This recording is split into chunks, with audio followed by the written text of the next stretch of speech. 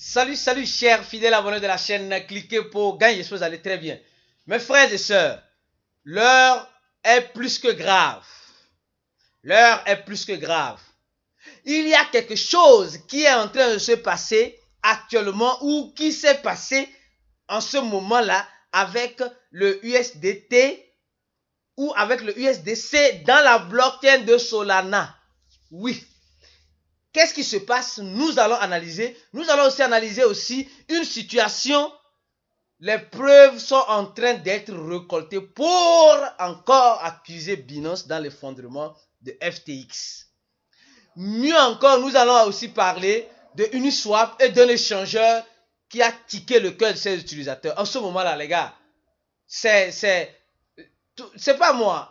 Toutes les informations, ou bien, c'est pas tout type d'erreur actuellement, les gens vont avoir peur. C'est ça. Alors donc, si tu n'es pas encore un fidèle abonné de cette chaîne, abonne-toi rapidement parce que tu rates assez d'informations.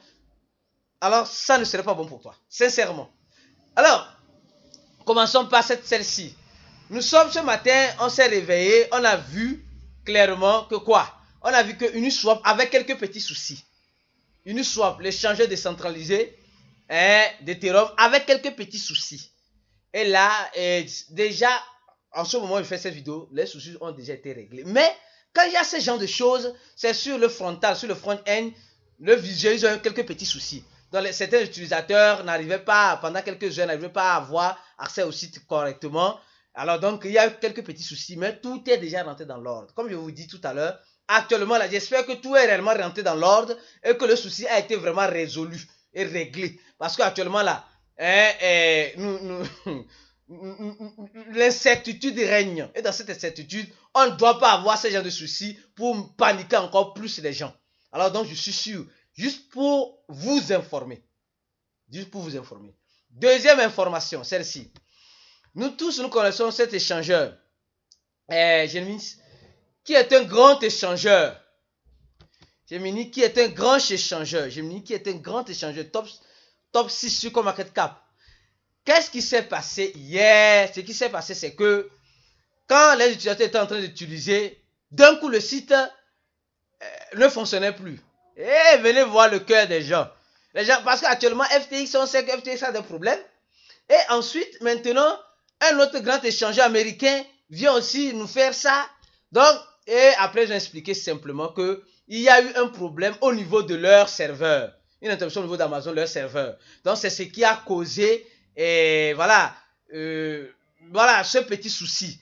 Donc, ils ont restauré banque de dados. Elles sont traitando, ils ont restauré les données nécessaires pour que l'échangeur revienne et l'échangeur est revenu en ce moment où je fais cette vidéo.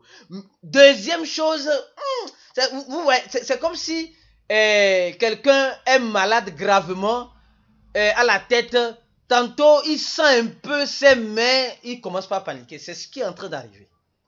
Même si c'est juste quelque chose qui est de passage, ça panique. La panique règne en ce moment. La panique règne en ce moment. Donc, les gars, gardons les yeux grands ouverts en ce moment. Comme je dis, dans ces moments de crise-là, si vous n'êtes pas dans un de nos groupes, mieux encore, vous pouvez être dans le groupe gratuit, cliquez pour cliquer sur la description de la vidéo. Nous vous invitons à venir.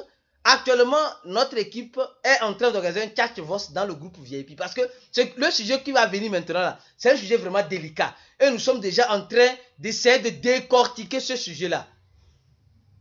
Le sujet que je vais dire tout à l'heure, nous sommes déjà en train de le décortiquer dans le groupe VIP en chat-voice. Donc si tu n'es pas encore dans le groupe VIP, tu es en train de rater beaucoup de choses. Parce qu'en ce moment, beaucoup de personnes n'ont plus d'orientation. Ils ne savent plus à quel sens se vouer. Ils ne savent plus quelle décision appropriée prendre. Rentrez, venez nous rejoindre. Le lien se trouvera en description de la vidéo. Prenez ce lien-là, vous allez faire votre inscription, vous mettez votre nom, prénom, vos informations nécessaires qu'on vous demandera. Vous allez recevoir un numéro juste après. Comme vous le voyez ici, en description de toutes nos vidéos, il y a ce lien-là. Il y a ce lien-là. Et là, ici, voilà, inscription. Et là, tu fais ton inscription, tu vas payer $80. Et le cours de cliquer pour entrer sera libéré. Et dans ce cours, ceux qui ont fait ce cours Rappelez-vous de ce qu'on appelle objectif, partie objectif en crypto. C'est ça. Si vous avez vraiment appliqué cela, aujourd'hui, vous ne serez pas simplement dans les crypto-monnaies. C'est ce que je suis en train de dire. Après, ceux qui ont fait le coup auront compris. Alors, je reviens sur ce sujet. Celle-ci.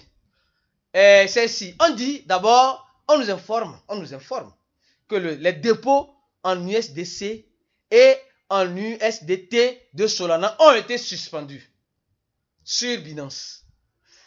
Et ce n'est pas uniquement sur Binance. Elle a été suspendue aussi sur plusieurs échangeurs comme OKX et Bybit aussi. Ils ont bloqué les dépôts sur... Regardez la vidéo jusqu'à la fin, les gars. C'est important. Ils ont bloqué les dépôts sur Binance avec le stablecoin USDT dans le réseau de Solana. Et nous tous, nous savons que la dernière fois, ceux qui regardent nos vidéos, comme je dis, si tu n'es pas un abonné, tu rates beaucoup de choses sur ces chaînes. C'est mieux de t'abonner et d'activer la cloche de notification pour regarder toujours les vidéos quand elles seront en ligne. Pour comprendre celle-ci, parce que je ne vais pas revenir en arrière, malheureusement. Alors, l'équipe de Solana nous disait, dans une vidéo précédente que je disais que l'équipe de FTX a bel et bien une grande quantité, je crois bien 50 millions de Solana, qu'ils ont acheté entre 2020 et 2021. Et cette quantité qu'ils ont acheté, ils l'ont bloqué sur des années X. Ceux qui ont regardé la vidéo précédente, regardent nos vidéos, vont comprendre pendant combien de temps c'est. Et là, ça a rassuré les investisseurs. Parce que vous êtes sans savoir que FTX est aussi l'un des grands investisseurs dans le projet Solana, comme dans d'autres projets aussi. Alors, maintenant, ce qui se passe, c'est qu'on dit que les stablecoins ont été bloqués. Et le dépôt des stablecoins USDC, qui est le stablecoin de Coinbase, et USDT, qui est le stablecoin de Bitfinex, ont été, comme vous le voyez, les dépôts ont été bloqués. Ça veut dire que quoi?